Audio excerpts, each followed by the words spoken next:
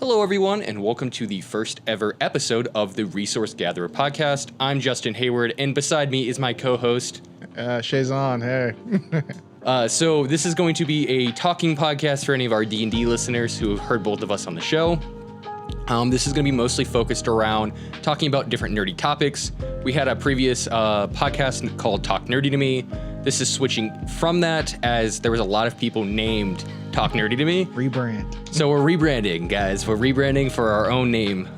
So now I haven't seen anyone with Resource Gatherer. So until then, we're going to keep using it. And on that note, Shaizon, can you tell our listeners a little bit about yourself so they can get to know you, as this might be their first time ever hearing your voice? Yeah, so hi, I am Shaizon. I am a black I'm a black guy who plays D&D Magic. That's me. I'm also a DM for other stuff, but just a normal guy, normal black guy. Yeah, I am. I'm Justin's friend. Yeah, he's my black friend. I had to prove the world wrong. Right? Yeah. So I'm Justin. I am the DM and the primary host for a lot of the Resources the Gathering. I create most of the behind-the-scenes content as well. I do all the editing and et cetera, et cetera, et cetera. I've been doing the podcast for about 2 years now. Through that time, Shaizon's been one of the primary cast members for the show for all of our Magic the Gathering, D&D, and pretty much anything else. I'm like, hey, bro, you want to come be a part of? And he's like, yes. OG. So, yeah, as being one of the OGs, so what has been your favorite experience thus far as regards to D&D? Oh, you just playing Issa, to be honest. If you guys want to check out the podcast, but yes, just playing Issa in general, and really just being there for your improv. I love the Penguin King. He was one of the best characters, and just sitting there and experiencing that, you could tell, and you can just hear the joy on our faces as you're just like, I am a piece of shit, and we're like, we love this. Like that's the joy of being there, you know? Yeah, so for anyone at home who doesn't know, Issa was the character Shaizon played in the most recent D&D podcast known as Dice Age. He completed season 1 with us. The last episode should have aired recently as the time of this airing of this episode. I agree. I think that as a DM, I think some of my favorite moments have been the improv moments. Going back, I think I'm going to do more of a deep cut. Yeah. I think one of my favorite experiences was actually from the one shot. Where you played the guy who changed his face, and you were like sitting there like with the weird voice and stuff like that. Like that was probably one of my favorite characters I think you got to play on the show. Throughout the different podcasts, even predating the current podcast listing that we have, we had a show called was it Dungeons and Dice Dragons? Yes, yeah. That's really where it started off. Shaizon and I met at our local game store, and I was like, "Hey, man, I'm doing a podcast. You be a great cast member. You want to come join?" And he literally was there for like the last session. And I say he was a cool fucking dude, and that's really how it was. It was like I came to the local game store. I came in there. It was kind of just like I didn't really know anybody too well. So then I sat down. He was the first one to come up, and I just started playing games, and we just headed off from there. So. You know, just a normal friendship right there. Yeah, so for anyone looking to make friends inside of these different nerdy communities, a great way to do that is to go to your local game store. We've worked with a lot of our local game stores in the past, including like Gym City, Game Haven, etc. And through those experiences, we were able to have really great partnerships because the environments and the people that they draw in bring an entire new environment to us. For example, like Shaizon said, it's literally, that's how I've made most of my friends in this area. That's all of the podcast people. They've all been friends that I've met at these local game stores. So that's really one of the biggest things. So Shaizon, why do you think our listeners should listen to our podcast? Like, what do you think we're going to bring that's different than other people? I'll start by going back to the first point I made. It has diversity. There's a black guy on the podcast. That's very non-black. Everyone's like, what? This guy? No. Yeah, clearly based off of our names of Justin and Shaizon, Justin's clearly the black guy. Right? He is. I don't know. To be honest, with this podcast, I feel like what we bring is kind of that the underground of it. You know what I mean? Like the just being like almost starting off. Like I love when it's almost like when you listen to an artist when he first starts. You fucking love that because you're like, oh, I just found this. we have that underground feel to it, and I like that because we feel like normal people playing D&D, where all these podcasts have gotten really almost production-wise, like very studio-ish, and we're just like, dang, you know. But it's like I like when it's just like these are normal people playing D&D, having a really good fucking time. Yeah, speaking of that, we are normal people. Like, the biggest thing about the issue that I think I run into when I'm doing the podcast is I have a normal job where I work 40-hour weeks, and then I do a lot of like video editing and stuff on my job side now. So now it's like both of my job and my sort of passion projects are both the same thing. So I'm constantly sitting down in the studio anytime I have free time trying to cut together pieces. And as we continue to make new content, including this, we're going to be starting up a new Magic content series. For anyone who's looking to get back into our Magic side, we'll be starting that. It's going to be about Kingdoms. Kingdoms is a 5-player format, basically ruled around the idea of politics. It's an EDH style gameplay. We'll get more into that whenever we actually start diving into the Magic episodes. But really, the main purpose, I think, of these podcasts is going to be deep diving into our favorite topics. And so to start that off, we already talked about it. It's Dungeons and Dragons, my people. Yay. With that, this is really just more of an introduction to us, where we come from, and sort of that ideology of like why you should listen to us and why what we're saying might have some sort of flair or feedback. Both Shaizon and I have been players and DMs, playing in each other's different campaigns, very different DM styles. Yes. I've been DMing for about a decade now. The idea for my DM style is very whimsical. As Shaizon's put it, I do an improv style DM. Yeah. 80% of the work is done at the table. I feed off the player's energy and I relate that back into the main story points and sort of dive into sort of nuance in situations with the intent of writing that down at the end. Shaizon style, would you like to describe it for me? Yeah, my style is, I'm gonna be honest with you. So like, I used to be where I would just kind of try to improv and then things would just, you know, I just throw things to the wall and see what hit. That didn't really work too well. So then I started writing stuff down and I realized that didn't work too well either.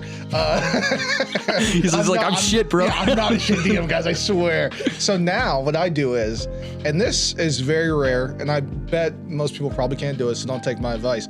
But what I do is I think of cool plot points right in my head. And sometimes I write them down, sometimes I don't. And then I go into the session and whatever happens, happens. And that's literally my DM style now, but I have the plot points in my head. You know what that's called, Shaizon? Yeah. It's called improv DMing. Welcome. No. Right? No, so like... He's got me. So like the main thing that I do is I kind of develop the map, right? So the first step that I do is I take a map and I draw out what I want the world or excess to be. And then I just start drawing out monsters that I think make sense to that area. Yeah. So like Dice Age, for example, when you guys first were going through, and this is kind of a spoiler for anyone who hasn't seen it. Spoiler warning. Including the spoiler Shaizon already gave. Yeah, my fault. But essentially, one of the main elements that I like to do is I would go into a specific mindset of where I think the terrain or the world should look like, and then I start building characters in that world based off of the overall idea. And then from there, it's what are my players doing? What are their goals?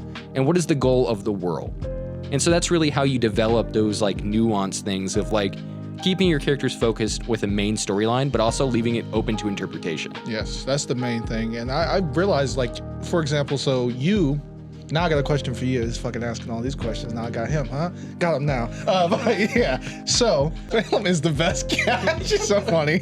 She's such a brat, bro. I love her, but she was so sweet today, and now she's just like, I'm gonna eat fuck pizza. that shit. She's like, oh, you gotta pay attention to me. I like that she comes up to me like a dog. Oh yeah, bro, she's a dog with extra steps. Right. So we're gonna cut back to question for me. Okay. Yeah. Oh yeah. So the question I have for you is, when you're improving so much and you're kind of just making things up on the spot, how do you keep things going on the straight and narrow? So keep every plot point still pushing forward instead of just getting wrapped up in these random things. So the main thing that you have to realize is that when you're experienced at DMing, everything is a plot point. Your players just don't realize it yet. So every interaction that you give your players, for example, let's say they meet a random innkeeper. Yeah. You might not have told your players this, but 4 or 5 sessions down the road, you might have a plan where everyone in that town that they meet is going to be wiped out by a group of zombies. Oh shit, yeah. And I've done that to players. So like you build these establishments in this town, they build these like little nuanced relationships, and you're like, in my mind, I plan on murdering everyone in this town. So I want to just build these random NPCs that are just going to be like draw in these different flavors and like, oh, I really like that guy. Oh, I like that voice. Yeah. And then all of a sudden they're gone, and you can take away those elements for your players. So like, for example, NPCs, one of my favorite things to do is develop characters that people care about. Yeah.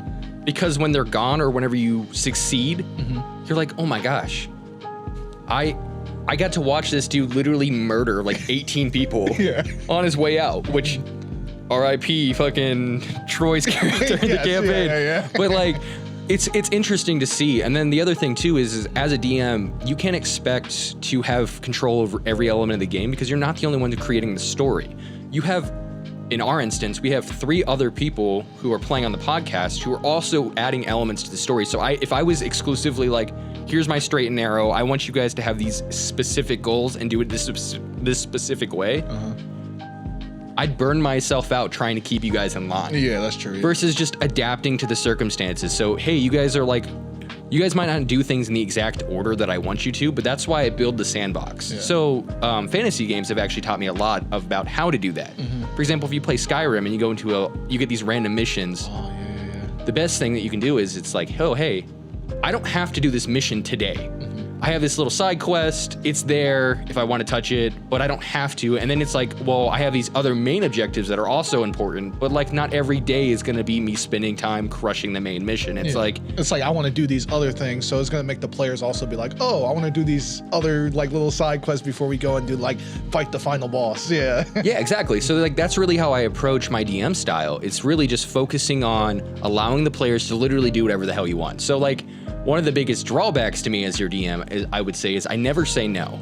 I will tell you the consequences of your actions, allow you to do it, and if it's cool enough, I'm going to give you props for it or maybe even inspiration. Yeah. But I'm never going to tell you no. And the reason I do that is because D&D is improv. It's an improv style gameplay where you have to just say yes, yes, yes, yes, yes, because ultimately we all come here to escape. Yeah. And if you're like, you know, killing that dragon by throwing a barrel of beer at him and then shooting it with my firebow, and I had like a 0.01% chance of doing it, but I rolled a natural 20 and I just got there, that moment is so cool for everyone else at the table that you as a DM can just go, I didn't come up with this. This wasn't a story point, but now I have an army of dragons who now want revenge against you because you decided to murder their dad. Like, humiliate him. Yeah. No, that makes sense.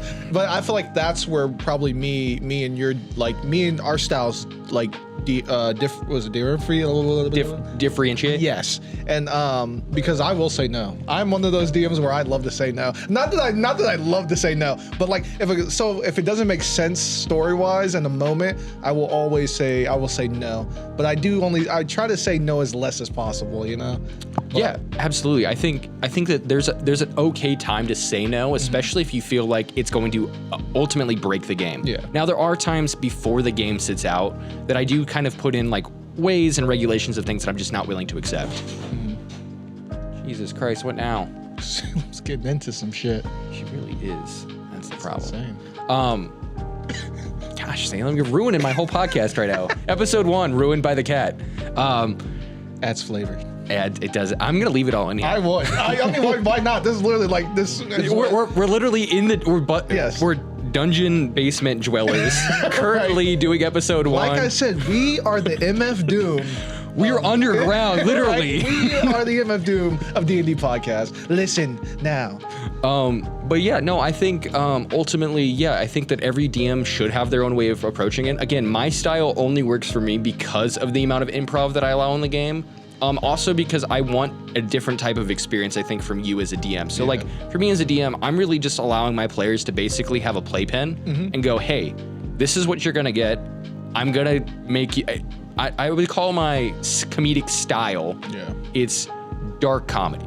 That is the definition of my D&D style. You are going to get funny jokes and really, really dark, really quick, and it snaps. And that's true. And it goes one way or the other, and you really never know where it's gonna go, which is why it works for my style of play, where I think your style is different in the fact that you are more organized with the way that you approach stuff. And then some people appreciate that more because like the story feels more on track. You're following more of that traditional path of like, this is what a D&D party should expect. This is what D&D rules are like. You can't break the game. Yeah. That's fair. I will say, yeah, because I think when it really comes down to it, the way I don't know, because the way I DM is more of like, I'm giving you things to do, and then say you're like, oh, I don't want to do that. That's fine. But then at a certain point, it's like, okay, now you're just doing all of these random things that have nothing to do with whatever was set up. So I wanted to follow, I guess as a DM, I think of D&D either as a book or as a movie. I think I see it more as a movie, where it's like there are sequence 1 to sequence, fucking 17 or something, but like it has to make sense coherently. And if it doesn't, then that ruins my experience as a dungeon master. But also, I like the challenge of making those random moments make sense. Oh yeah, so that's why, Yeah. So like, I also I think of D&D as a book series. I think just because of the way that I've always written books and sort of always had that style and flair to it. Yeah. So like when I write novels, I write them a chapter at a time. And the reason I write them in a chapter at a time is because each story, so each session in D&D is essentially its own mini story. So there needs to be interesting moments that happen. So for example, a lot of times you get into these moments where you get the shopping episode. A lot of people are like, oh, that's my least favorite part, because you're like, oh, I don't want to have to sit there and talk and blah, blah, blah, blah, blah. And it's like, this is all just useless facts. Unless your DM makes it interesting. Yes. So your shopkeepers need to be interesting. Yes. Your overall flavor of like what items the character can buy are different based off the day or how they interact with the client. Like even the most even just like basic stuff. Like for example, I like to give bonuses to people based off of the things that they do in their interactions with people. For example, if you're a kind person and someone asks for money and you give them money, later down the road, that person might be wealthy and might be willing to help you or give you information or do any of those things. So it's just those like small plot points that people like to overthink. I always jot down. Oh no, I definitely have learned that from you. I would say the most is like making the small moments count. And I feel like a lot of like DMs in general will probably, like just starting off, you'll probably miss that. Is like those small moments are the things that players love the most. Cause like for example, Charlie, you guys probably watch the podcast, please. But yes, Charlie is one of my favorite characters because I played him as Issa, or I played with him as Issa, and I also played with him as Quasi, which are two characters that you guys should check out the episodes on. But Quasi was my favorite character. It's why I brought Charlie back. And the funny thing is, you made me. I completely forgot about Quasi until you brought him up, and it was just because I was like, so. Completely derailing what we were just talking about, but let's go to Quasi real quick. So him as a character he was supposed to be a like a show tunes person. That's why I talked like that. So it'd be like a show tune guy. And I love that and the reason I could play that character though and play it so well is because you gave me Charlie to bounce off of. And without that, those small moments could then build up to bigger moments where I'm like, hey, instead of doing this, I'll do this instead to help somebody else, because Charlie showed me like, oh, I can also help other people. So those small moments then give players the idea for the bigger moments. And I don't know, I feel like that's the main thing, I 100% agree, because the exact same thing happened to me when I played in Shaizon's campaign. I was playing, it was like a Castlevania style campaign. I wanted to really play like a vampire-esque character who's supposed to be like basically one of the Belmonts. He's like, the cool, got a whip, vampire fighter, very much like an a-hole, like basically he's Butcher from The Boys, was a whole inspiration. But the biggest thing that I had was he gave me these like NPCs that worked inside the shop that was like super nice. And because my character was such an a-hole, it made it feel good that I could I could show kindness to people who mattered to me in my life. And so like the shopkeeper in your campaign was like this older lady. She was my tattoo artist. Her and I had like her voice. Yeah, she was like the perfect person to be like, listen, I'm an a-hole to everyone except for the person who's been in my life for the past like 60 years since I turned into a vampire. Right. Like you're my ride or die forever. I remember whenever you was like 19, 20, just starting out, giving me my first tattoo, and now it's 60 years go by and you've aged and I haven't, but yet we still have that connection. Yes, exactly. And I think that that's beautiful, and that's really what your job as a DM is to take your characters' players, like their backgrounds, their ideas, and start building off of them and be like, how do I take characters or plot points that build off of them? And that's actually leading into sort of the next segment. What do you think is the most important element for your character's background and bringing them into the story? Oh, that is tough, actually. You mean as like a player? Like, what is the... Like... So for this specific podcast, since we've more talked about from the DM perspective, we'll dive into characters in the next episode for anyone looking to do... we're going to do these in like 3 or 4 part episodes where we're going to dive into like 1 or 2 topics for the next 3 to 4 weeks. It'll be D&D. So from a DM perspective, what do you think is the most important? Ooh, bringing an NPC in. I feel like the NPC just has to have a unique thing about them. No. So players' backgrounds. Oh, like what do players need to bring into me? No. So like, for example, you have me as a player who has this background that I've written for you before before like world building or anything. Yeah, exactly. So then I give you my background. How do you bring in those elements of my background into the story so that way it feels into the theme that you've already built? Ooh, that's a hard question, to be honest, because I feel like oh man, give me a tough one. Made me think for a minute. So yeah, as a DM, I feel like if someone gives me a really cool backstory and it's like fits the theme of the world, sounds great, the way I will add elements to make that player feel like they're actually being like paid, like that, like I actually read their backstory pretty much, is I will throw small little either side. That's the thing. As a DM, I love when players give me backstory. So I'll make a whole section where we're gonna go into their backstory, we're dive into it, and I don't care what the other players think. They're gonna enjoy it too, because I'll add elements for them. But I would do a whole arc for that character. For any like if you play in my campaigns, that I do whole arcs for characters. So how early do you usually implement that? Like what level amount? Because in the beginning phases of your DM experience, you have to like give players the moments to build up with each other before they're like, I don't care about you. We've only been traveling together for like a week. Why do I care about your background? That's fair. I usually want to do it definitely around level 5, I would say, is when you really start to implement those things where it's like, oh, turns out your grandfather that you murdered a while ago is actually your uncle and he's still alive and he's doing some crazy shit. And you're like, oh, what? That's happening in my town? Guys, can you help me out? Because now they're friends and they can actually go and pursue those. Look at that kitty cat.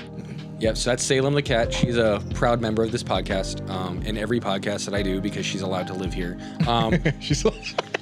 So, no, I think that makes sense. I think level 5 is really the turning point for arcs. So generally what I tell people is level 1 to level 5 is the start, right? That's the start of every adventure. Honestly, most adventurers, people who play as D&D players, will never make it past level 5 in a campaign. And it's usually due to scheduling conflicts or just something comes up. Level 5 is usually the breaking point between a fun campaign and a an actual big story campaign. Because the other thing is you could start adding bigger threats. So like level 5 more, like to level 10, that's where the meat and potatoes of D&D really starts coming in. That's where you get to start throwing in, like your elementals if you're in like a environment, or like your medium level big bad comes in. Not the game ending big bad that you would do if you're doing a level 20 campaign, but that's really where the meat and potatoes of your campaign's gonna go. And so I think with that in mind, I do think that makes sense to start adding it there, but I like to start weaving in stuff a little sooner, so like little hints. Yeah. So like when I did Vangor for the podcast, I started weaving in because classes are really important too in D&D. Start implementing that people are going to take certain class feats or certain class abilities at level 1. Yeah. So for example, Andy's character was really big on like he wanted to be a Drake Warden. A ranger. So like he had a dragon egg, and the point was it was eventually going to grow, and with him it was going to grow. That brings me to the next thing now. I see what you're saying. You're saying like for subclasses, for example. Yes. I think that, that does bring it to a good topic there, because a lot of DMs don't do this, and I've realized is that they don't integrate that subclass or someone like changing classes into the story. Salem, come here. Stop. She's like, I'm standing this motherfucker. She's like, y'all discussing some good shit. Hold on, let me get the word in. She's like, right. She's like, I tried to eat some pizza. So I also agree. I think that, and I don't think it's necessarily a bad thing. I think that not every player really knows what they want to do. Yeah. Especially if they're like playing a new character, they're trying to feel them out. Because I think like the biggest thing too is most people, let's say you're playing in a character of a brand new adventurer, right? You're a DM, you have a brand new adventures. Most of them understand the idea that like they've watched, Critical Role, or they've watched Dimension 20 or any other like big platform thing, and they're like, wow, these guys are doing voice actors. They understand their characters, but you don't realize that they spent months and months and months developing those things. They have games prior to like play test the voices out and like all that high level production stuff. Granted, like I'm not going to say we're like under production. Oh, definitely not. Because I have like a whole studio space worth of stuff down here. Audio. Yeah, I mean that was one of the first things that I got big into, and we can go into why that was so important in a later podcast. But really, that's the pivotal moment of like, if you don't know who your character is as a player. Yeah, that's hard. And that'll be something that we'll dive into in the next topic a little bit more as the players. But really, I think that this was a great introduction into who we are. So again, I'm Justin. This is Shaizon. I'm the white guy. He's the black guy, as he said. Right, literally. But essentially, we are D&D and Magic nerds who also happen to like a variety of other nerd stuff. Like I will tell you that when it comes to Star Wars, it's going to be probably more on him. Yeah. And our buddy Troy, who played Alfarius in the campaigns, was a super big nerd. R.I.P. Troy. Yep. He's not dead. He's just moved to Texas. Right. Arguably the same thing. It's the death. Versus like I think I have more of the traditional like books. Like I'm a Tolkien fan. I read like a lot of the like Brandon Sandersons. I read a lot of like the classic stuff. So I think between the two of us, we're gonna bring a lot to the podcast and hopefully a lot to our listeners at home. So is there any last things you wanted to add before we sort of close it out? Like I said again, if you guys want to listen to a black guy, you see the pause there. But yeah, if you guys want to listen to a black guy, just check us out. You know, he's right here. Yeah, and his token white friend. He had to have one. Yeah, only one. He goes to his barber after this. He's like, yeah bro. Right. He's like, I was doing charity today. I was talking about some nerdy shit, y'all. What's up? Just switch my whole demeanor leaving the house.